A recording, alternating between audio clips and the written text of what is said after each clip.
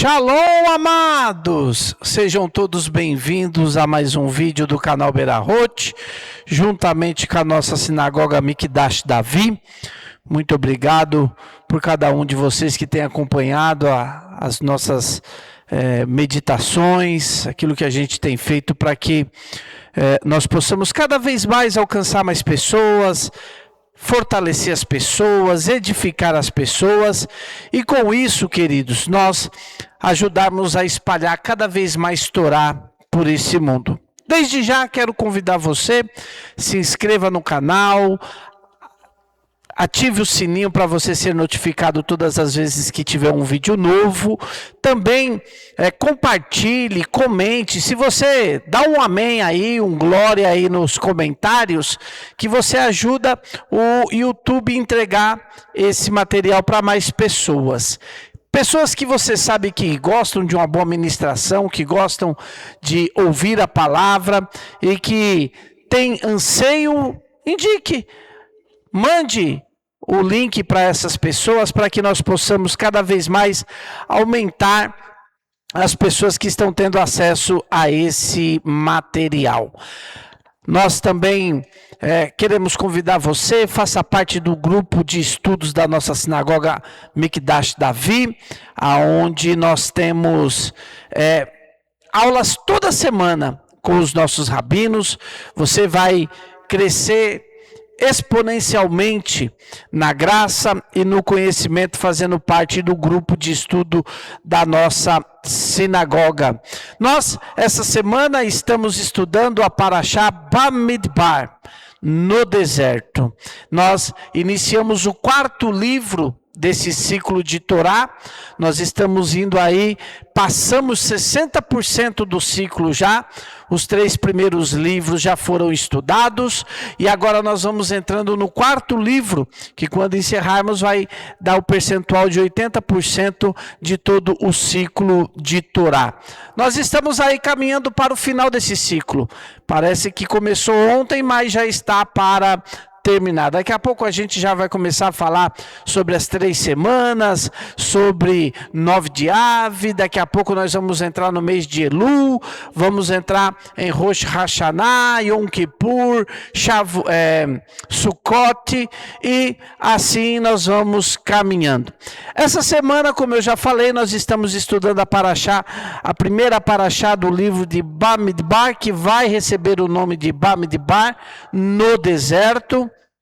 E essa Parashá, ela vai tratar de um assunto bastante específico. Na verdade, são 3 assuntos bem específicos, mas ela começa falando sobre o censo que Israel fez. Os nossos sábios dizem que o Eterno, ele sempre contava ao seu povo quando acontecia alguma coisa, e aqui nós estamos vivenciando uma época após o pecado do bezerro de ouro, né? Esse livro aqui, esse censo, ele vai se dar início após o pecado do bezerro de ouro, aonde uma praga exterminou alguns do povo de Israel. Então, depois dessa praga, depois da matança que houve por causa do pecado do bezerro de ouro, o Eterno vai contar o seu povo, como um pastor que conta as suas ovelhas. Então, Deus vai ordenar a Moisés que ele faça um recenseamento, que ele faça um censo do povo. E isso foi no 1º dia do 2º mês, do 2º ano da saída dos filhos de Israel da terra do Egito. Então, qual é a primeira grande lição que nós vamos aprender a respeito desse censo? É que Deus não vai nos tratar no geral. Deus não vai nos tratar como se nós fôssemos apenas um no meio da multidão. Não, ele tem interesse, e esse recenseamento vai dizer que o povo de Israel tinha mais de 603 mil homens prontos para a batalha. A idade em que esse censo foi feito eram entre as pessoas entre 20 e 60 anos. E Deus não vai tratar o povo todo como 603.500 pessoas, mas Deus vai tratar um por um. Deus quer saber de um por um. Isso já nos traz uma grande lição. Isso já nos traz um grande ensinamento que nós devemos aprender. Que é o quê?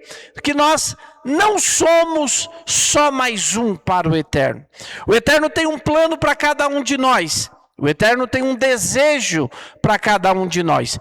O Eterno tem uma vontade para cada um de nós. E é importante quando nós nos cuidamos para fazermos com que essa vontade do Eterno ela se concretize sobre a nossa vida. Hoje nós vivemos uma época em que as pessoas estão sendo induzidas, elas estão sendo incentivadas a não terem certeza nem do que elas são ou de quem elas são. Mas nós somos pessoas que sabemos quem somos, o que queremos, para onde vamos. Por quê? Porque nós temos um Deus, nós temos o Eterno que vai direcionar a nossa vida. Então, esse recenseamento ele vem trazer cada pessoa para que a pessoa não fuja da sua responsabilidade. E aqui está um ponto muito importante. Amados, às vezes nós achamos que nós somos pessoas que não faremos falta. Nós não vamos fazer falta na comunidade, nós não vamos fazer falta na família, nós não vamos fazer falta no emprego, nós não vamos fazer falta no ciclo de amizade. Mas saiba de uma coisa, o Eterno te deu uma missão, o Eterno te deu uma colocação, o Eterno te deu uma importância. E talvez essa importância, ela não seja notória aos meus olhos. Ela não seja notória aos olhos de quem te vê. Ela não seja notória no meio da tua família. Ela não seja notória no meio da tua comunidade. Ela não seja notória no meio dos teus amigos, no meio do teu trabalho. Mas saiba de uma coisa, ela é notória para Deus. E Deus está esperando que você ajude. Fica meio pesado falar ajudar a Deus, mas é como se nós fôssemos chamados a cumprir a nossa responsabilidade naquilo que Deus nos chamou. Então não adianta eu correr, não adianta eu dizer, isso não é para mim, eu sou pequeno. A gente usa muito esse termo na igreja, né?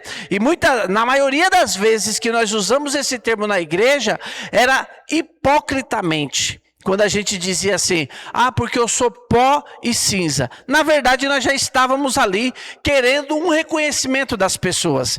Nós já estávamos querendo que as pessoas vissem que nós não éramos um qualquer, que nós tínhamos uma importância. Então nós usávamos esse jargão simplesmente para poder enganar as pessoas. Nós dizíamos que éramos pó e cinza, mas na verdade a gente queria ser reconhecido aquilo que nós realmente éramos naquela comunidade. Então, é importante que nós entendamos que o Eterno, ele nos deu uma missão.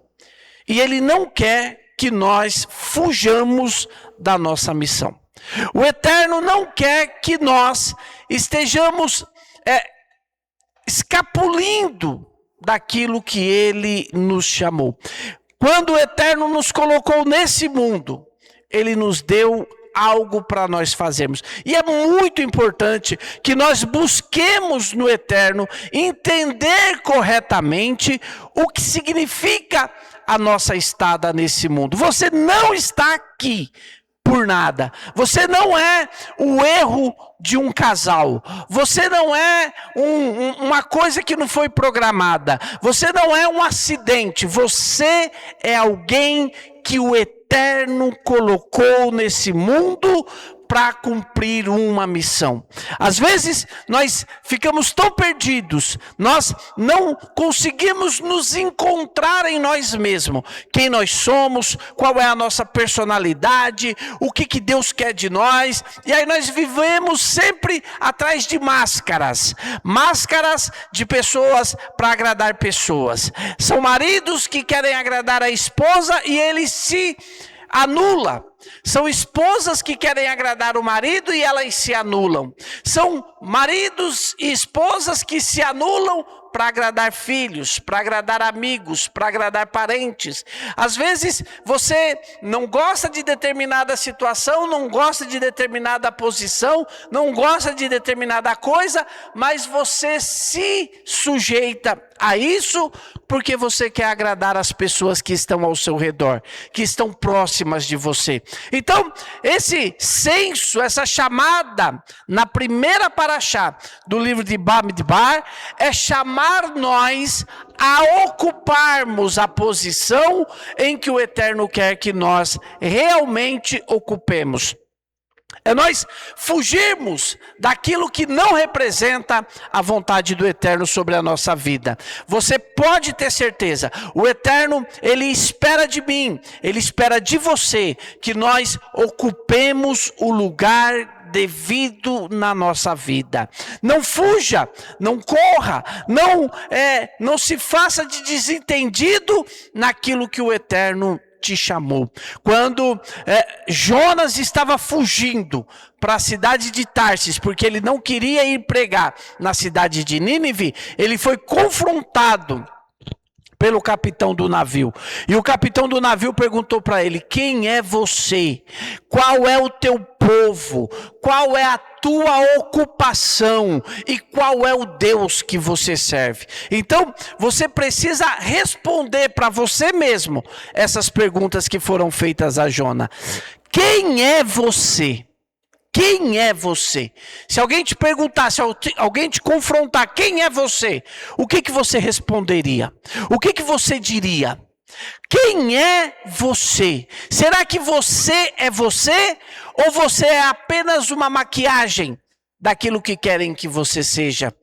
Nós estamos nesse período estudando sobre a contagem do Homer e estamos estudando as nossas midot. Será que você tem confrontado as suas midotes nessa contagem do Homer? Ou será que você tem colocado um monte de coisa para debaixo do tapete para que você não viva uma vida de confronto? Para que você não viva uma vida em que você tem medo de se transformar naquilo que o Eterno quer que você se transforme. Quantas vezes você tem vontade de falar não, mas fala sim, porque você tem que agradar alguém? Quantas vezes que você tem vontade de falar sim, e você fala não, porque você quer agradar alguém? Então, esse senso é Deus nos chamando para que nós não fujamos da nossa responsabilidade. Essa contagem era dos homens que estavam prontos para ir à guerra.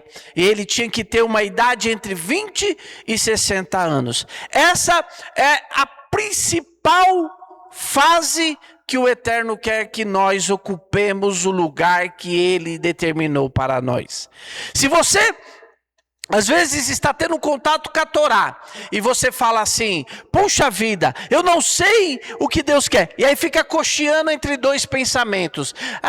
Uma hora você firma na igreja, uma hora tenta a Torá. Uma hora firma na igreja, uma hora tenta a Torá. Irmãos, o Eterno está te colocando no caminho da Torá. É um caminho que você não tinha os olhos abertos. E agora você está com os seus olhos abertos para conhecer a Torá. Para saber que o mandamento é para ser obedecido. Para saber que a palavra de Deus, ela não muda. Aquilo que o Eterno mandou fazer lá atrás, é para fazer nos dias de hoje. Então, nós temos entre 20 e 60 anos para realmente estarmos cumprindo aquilo que o Eterno deseja. Depois dos 60, aí a gente vai dizer: poxa vida, eu estou velho. O próprio rei Salomão, ele vai nos ensinar lá no livro de Eclesiastes, que é para nós buscarmos a Deus, estarmos gratos com o Eterno enquanto nós somos jovens. Olha, busque a Deus enquanto você é jovem, porque vai chegar os dias em que você vai dizer: não tenho mais neles contentamento. E nós sabemos que quando a pessoa vai chegando em determinadas fases já da velhice, ela vai desanimando, ela já não quer fazer mais nada, ela já se acha inútil, ela já acha que ela é um peso. E não é isso que o Eterno quer de você. O Eterno quer que você caminhe, que você já, a partir dos seus 20 anos, você já possa estar pronto para a guerra, pronto para as batalhas, pronto para vencer, pronto para ser um valente, porque Ele conta comigo e Ele conta com você. Nesse senso, o Eterno vai determinar a posição das tribos. Olha, tais tribos vão viajar na frente, tais tribos vão viajar à esquerda, tais tribos vão viajar à direita, tais tribos vão viajar atrás. Os sacerdotes, os levitas, eles vão estar em tal posição. O que isso vem nos ensinar? Que tem um serviço, querido. Tem um trabalho que nós temos que fazer. Quem ia na frente determinava a marcha. Quem ia do lado protegia. Quem ia atrás guardava a retaguarda. Então, cada tribo e cada lado tinha 3 tribos que andavam juntas. Ela vai nos trazer primeira lição, a lição da unidade. Eram 3 tribos, mas sempre era chamado pelo acampamento que comandava aquela tribo. Então, na frente ia Judá, Issachar, quem que ganhava o nome? A tribo de Judá. Olha, é o acampamento de Judá. Então o acampamento de Judá ia na frente, as outras tribos iam junto. Primeira coisa que a gente tem que ver aqui é a unidade, a união. Nós não podemos, nós que fazemos parte de uma comunidade, seja online, seja presencialmente, nós não podemos nunca querer nos separar da nossa comunidade. Por quê? Porque Deus está fazendo um censo, que é um censo de cada pessoa, de cada indivíduo. Mas tem hora que Deus avalia todo o conjunto para que Ele possa tomar uma decisão, seja de abençoar, seja de amaldiçoar aquele grupo. O Salmo 133 vai dizer para nós: ó quão bom e quão agradável é que os irmãos vivam em união. É como óleo precioso que desce sobre a barba de Arão e toca na orla dos seus vestidos. Porque ali é o lugar aonde o Senhor ordena a bênção e a vida para sempre. Então Deus, Ele está buscando em nós uma unidade. Eu não posso em nenhum momento imaginar que eu não sou importante. Imaginar que eu não tenho, eu não vou fazer falta. Você vai fazer falta. Você vai fazer falta. Quando Davi começou a sua jornada, ele começou sendo pajem de armas de Esaú. Ele era o pajem de armas. Ele não era o valente. Ele não era o guerreiro. Ele não era o lutador. Ele era o pajem de armas. Então, você pode hoje estar apenas carregando as armas de um rei, mas faça isso com toda a maestria. Faça isso porque uma hora o Eterno vai te colocar numa posição elevada. Então, eu não posso fugir da responsabilidade de ser unido com a minha comunidade, de estar junto da minha comunidade. E eu quero ressaltar isso para você, ressaltar isso na sua vida. Seja uma pessoa que ocupa a posição que o Eterno chamou você para você ocupar. Não se exima da responsabilidade, não se exima do trabalho que você tem que fazer. Às vezes você está numa comunidade, principalmente nós que estamos aqui presencial, às vezes você está aqui apenas recebendo as pessoas que chegam, mas a forma como você recebe, ela é diferenciada. Tem pessoas que vão cumprir Torá pela forma como elas foram recebidas por você na sinagoga. Talvez você esteja aqui para trazer um copo d'água quando um dos rabinos forem dar um shiur, mas saiba de uma coisa, esse copo de água, ele é importante. O Eterno te colocou nessa posição e você é importante cumprindo essa missão. Tem pessoas que ela tem facilidade de olhar as necessidades do grupo. Tem outros que não conseguem ver. Por quê? Porque não tem essa habilidade. Então, se você tem uma habilidade de servir, sirva com maestria. Shaul Rachalia vai dizer para nós em 1 Coríntios capítulo 15, verso 58. Portanto, meus amados irmãos, sede firmes e constantes, sempre abundantes na obra do Senhor, sabendo que o vosso trabalho não é vão no Senhor. Então, se Deus te colocou para fazer uma coisa simples, faça a coisa simples. Mas tenha certeza de uma coisa: essa coisa simples que você vai fazer, ela é extremamente importante para o eterno. Então Shaul está nos ensinando: sede firmes. Não seja aquelas pessoas que ficam cocheando em dois pensamentos. Não seja daquelas pessoas que uma hora está bem e uma hora está mal. Não, seja firme. O Eterno me chamou para fazer isso. Não importa qual é o meu humor, qual é a minha graça, não importa. O Eterno me chamou para fazer isso, eu vou fazer isso, independente de qualquer coisa. Então, eu quero te convidar: ocupe a posição que o Eterno quer que você ocupe. Não fique fugindo daquilo que o Eterno está determinando para você fazer. Sede firme, sede constante, e o que é melhor, sempre abundante. Não seja mesquinho. Eu já fiz isso, tá bom. Não. Se você já fez isso e você pode fazer aquilo, faça isso e faça aquilo. Mas eu fiz isso, aquilo e tem aquilo outro para fazer. Você pode fazer? Então faça isso, aquilo e aquilo outro. Seja abundante. Não, mas eu já faço muito. Mas dá para fazer mais? Se o Eterno te deu capacidade para você fazer mais, faça mais. Não, mas o outro não está fazendo. Mas você vai fazer.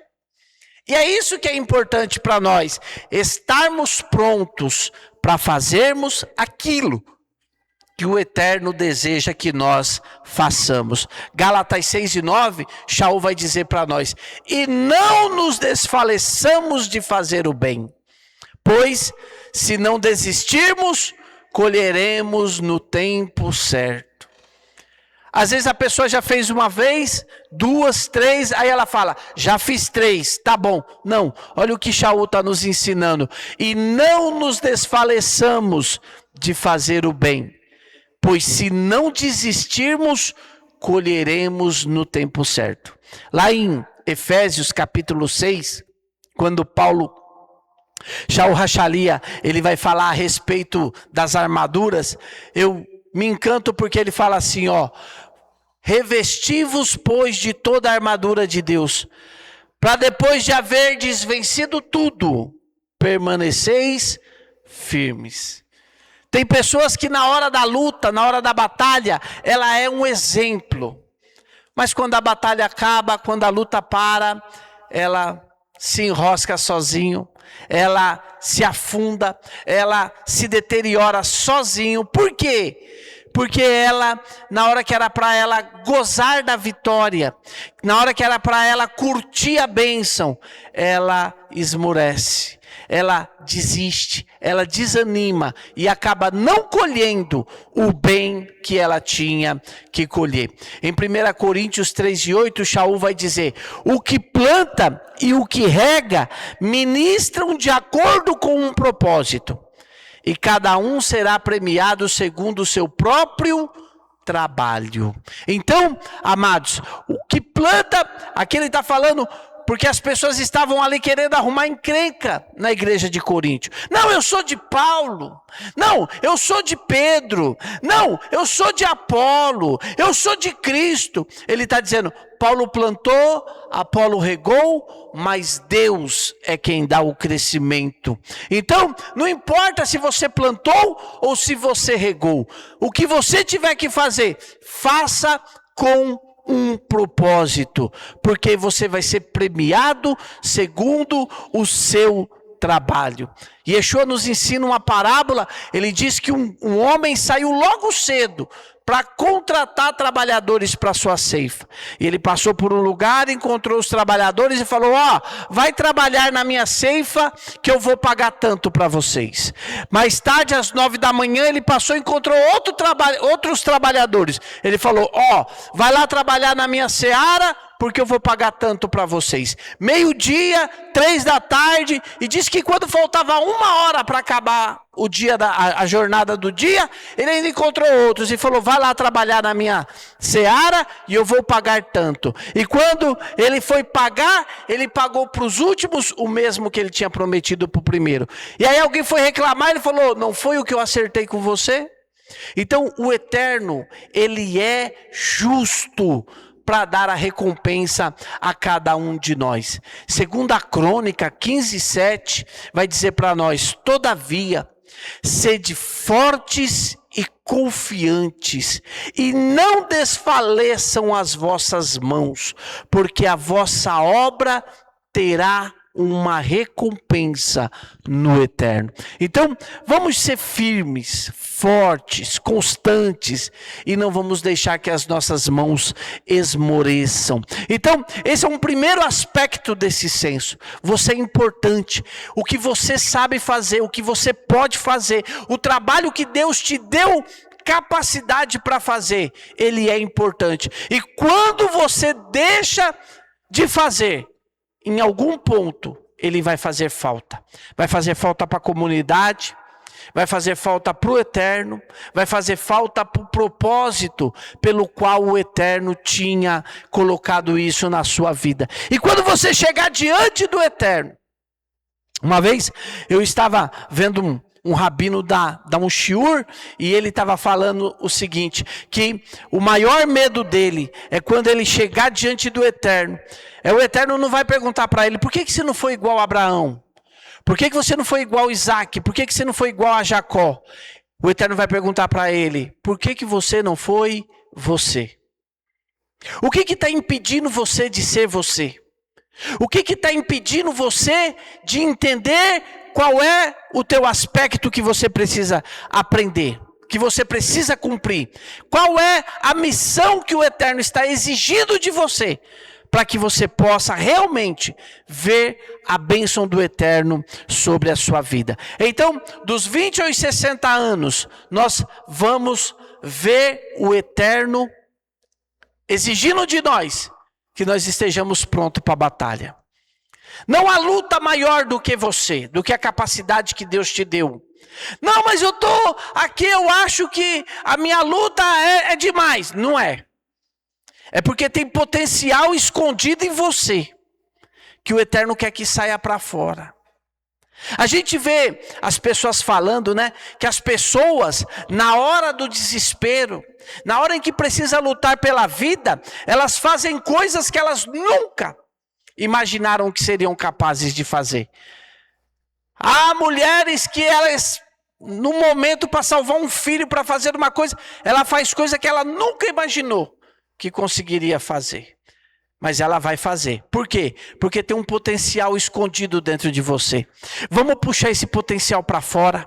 Vamos dizer: Eterno, eu sei que o Eterno já colocou. E às vezes, a luta que você está passando é justamente porque você se esconde todas as vezes. Todas as vezes você procura uma desculpa. Todas as vezes você procura: não, é porque eu sou pequeno, é porque eu sou isso, eu sou aquilo outro. Esquece tudo isso. Seja uma pessoa capaz de poder fazer aquilo que é o diferencial na sua vida. Então, eu quero te dizer uma coisa. Coloque para fora o potencial que está escondido dentro de você.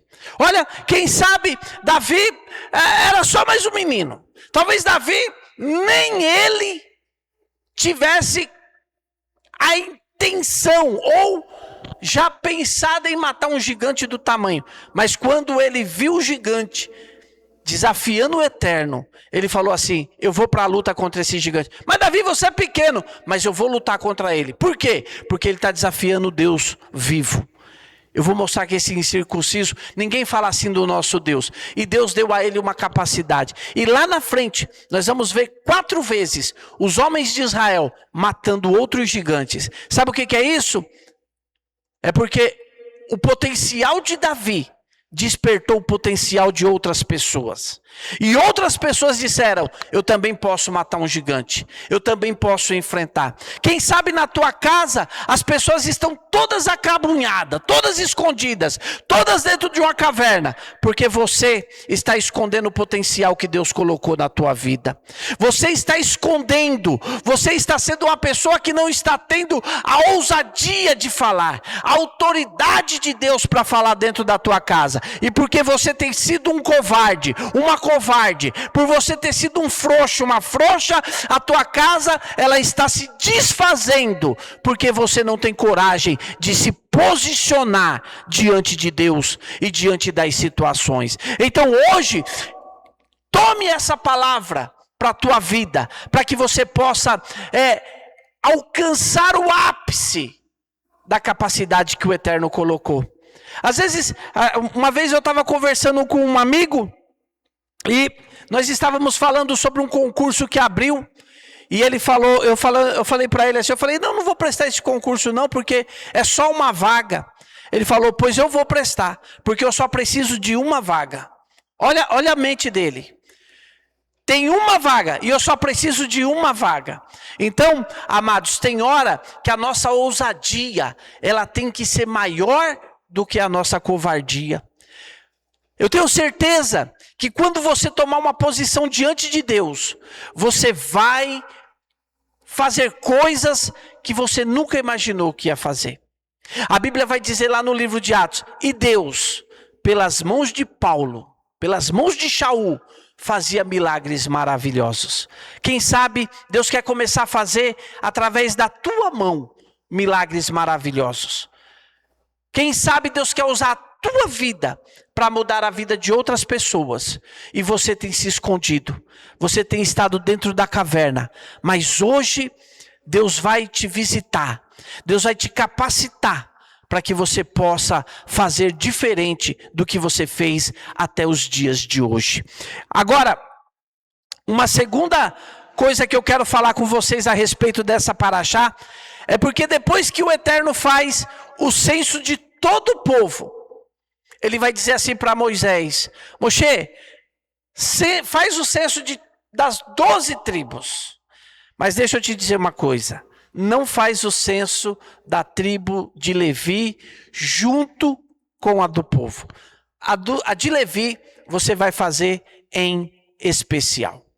E aí, amados, a primeira coisa que eu quero dizer é que a nossa vida espiritual, ela tem algo tremendamente especial. Nós temos uma capacidade para fazer coisas físicas especiais. Talvez, só para... Eu sinto no coração de ressaltar isso. Talvez você tenha uma inteligência para ser uma pessoa de destaque nesse mundo. E você tem fugido disso. Mas deixa eu te falar uma coisa. Espiritualmente falando, você tem uma capacidade maior ainda. Mais especial ainda. Que o Eterno vai dizer para você o seguinte, olha... Vamos fazer o seguinte, você vai fazer de uma forma toda especial na tua vida espiritual. Primeira coisa especial na tua vida espiritual. Na tribo de Levi, eram contados a partir do primeiro mês. Olha, quando vai fazer a contagem dos filhos de Levi, eles começam já, olha, não é para começar dos 20 anos não. É para começar já no início. Olha, não é de 20 anos para cima. Dos filhos de Levi, eles vão ser contados já no berço. Eles vão ser contados a partir do momento em que nasceram, do primeiro mês. Já é para colocar eles de uma forma toda especial. Por quê? Porque os filhos da tribo de Levi cuidavam do lado espiritual da nação de Israel. Então, às vezes, nós ficamos protelando para ensinar as coisas espirituais para os nossos filhos. Deixa eu te falar uma coisa, meu querido e minha querida. Ensina o teu filho já no berço. já de pequeno, porque o lado espiritual, ele deve ser trabalhado muito antes do lado físico que nós temos que trabalhar. Eu me lembro de um testemunho que foi contado por um rabino, que logo após a Segunda Guerra, assim que acabou a Segunda Guerra, tinha-se muitos filhos de judeu espalhados pela Alemanha, jogados sem pai nem mãe, que morreram no Holocausto. E um rabino decidiu começar a juntar os filhos dos judeus que estavam jogados para que outras famílias pudessem ajudar a cuidar daquelas crianças. E ele teve muita dificuldade, porque a Igreja Católica, a maioria estavam em orfanatos, e o orfanato eram dirigidos pela Igreja Católica, e a Igreja Católica começou a fazer muita dificuldade para se achar os filhos dos judeus. E ele conseguiu alguns contatos, alguns contatos influentes, e conseguiu acessar os orfanatos. Só que quando ele foi para o orfanato, a direção dos orfanatos dizia o seguinte para ele: você não vai perguntar para as crianças se elas são filhas de judeu, você não vai ver os meninos se eles são circuncidados ou não. Você vai lá, pega as crianças que você quiser e você vai levar embora. Não vai fazer seleção nenhuma. E ele chegou lá, no primeiro orfanato que ele chegou, aquele monte de criança, e ele pegou e pensou: meu Deus, como é que eu vou fazer? De repente eu deixo aqui algum filho de judeu, como que eu vou ensinar? Como é que eu vou saber que essas crianças são da descendência de judeus? E ele ali desesperado, sem saber o que fazer, e olha para um, olha para outro, e de repente ele se sentiu impulsionado a falar bem alto: Shema Israel. Quando ele falou Shema Israel bem alto, todos os filhos de judeus colocaram a mão no rosto. E ele conseguiu identificar os filhos de judeus. Então, querido, ensina o teu filho a temer o eterno, obedecer o eterno, a ter amor pelas coisas do eterno já desde pequeno. Às vezes eu vejo a minha netinha, a mãe dela vai dar comida, nós vamos dar comida para ela, a gente já faz a brahá na frente dela. Para quê? Para que ela já cresça habituada em fazer brahá. Quando ela começar a falar, ela já vai aprender a fazer brahá. A gente fala Shema Israel, ela já põe a mão no rosto. Por que isso? Porque ela já está vendo que é isso a essência dela. Então, não fique querendo protelar. A tribo dos levitas, olha, já no começo da vida, a partir de 1 mês de idade, você já vai contar ele. Porque a espiritualidade, ela tem pressa a ser aflorada dentro dos nossos corações. O terceiro aspecto que eu quero apenas comentar um pouquinho com vocês, era a organização de como as tribos viajavam. Amados, o Michigan, ele ficava no meio do arraial. Então ficavam 3 tribos na frente, 3 tribos atrás, 3 tribos do lado direito, 3 tribos do lado esquerdo. Ficavam todos ali, posicionados para proteger o Michigan. Seja o que você tiver na vida, proteja o que é espiritual. E Yeshua falou assim: aquele que quiser ganhar a sua vida, perdê-la-á. Aquele que imaginar que pode ganhar a sua vida, ele vai perder a sua vida. Mas aquele que achar que vai perder a sua vida por amor a mim, esse já vai ganhar a sua vida. Então, essa paraxá vai terminar falando sobre os filhos de Querate. O que eles tinham que fazer, o que eles carregavam, os objetos sagrados que eles carregavam. E na próxima paraxá, nós vamos ver detalhado como que se era desmontado e carregado o Michigan no deserto. Eu quero dizer para você, não desfaleça as vossas mãos. Explore o potencial que Deus colocou na sua vida. Explore o potencial que Deus determinou para a sua vida. Eu quero agradecer a você que ficou até agora acompanhando. E mais uma vez, se inscreva no canal, curte, compartilha, comente para nos ajudar a cada vez mais que esse material seja entregue para outras pessoas. Que você possa estar bem conectado com essa paraxá. Que essa paraxá possa fazer com que você tenha a sua vida transformada. E você possa ver a bênção do Eterno sobre a sua vida. Nós, daqui a pouquinho, nós chegamos com a paraxá dessa semana, com o Kabbalat Shabbat, com tudo aquilo que o Eterno tem preparado para nós. Você curta, compartilhe, faça parte do nosso grupo de estudos. O link para o nosso grupo de estudo, número, vai aparecer na descrição desse vídeo e você pode fazer parte, ter aulas particulares com os nossos rabinos durante a semana. Eu quero agradecer a você, que Deus te abençoe, espero você no próximo vídeo. Até lá, que o Eterno te abençoe, Beshem Yeshua HaMashiach.